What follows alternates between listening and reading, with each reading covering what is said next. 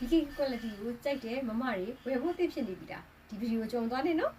အဲ့ဒီဒီဇိုင်းလေးကကြတော့အမက level ကိုတေချိုးအသေးလေးတက်ပေးထားတယ်အဲ့ဒီမှာပခုံးပြောက်လက်ကလေးကိုတေချိုးအသေးလေးလောက်ထားတယ်ဒီအင်ကြီးလေးဝတ်တဲ့ခါမှာအင်ကြီးကစီစီတုတ်တုတ်ကြီးဖြစ်မနေဘူးနော်ရင်ဘတ်လေးလည်းမဟိုက်ဘူးရင်ဘတ်လေးလည်းကက်ကက်လေးဖြစ်မယ်နော်ပြီး level လေးဆိုတော့ပခုံးနဲ့ quality ဖြစ်တဲ့အတွက်ကတ်တင်ကြအောင်အမပတ်တန်ကောင်းကောင်းလေးလုပ်ပေးထားပါတယ်ပြီးရင်လက်ကလေးဆိုလို့ရှိရင်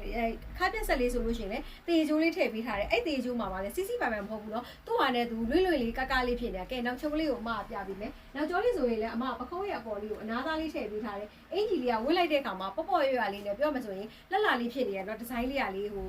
ဖဖရရကြီးဖြစ်မနေဘူးเนาะဒါလေးကိုအမလိုစတိုင်ပန်လေးနဲ့ပဲဝတ်ဝဲ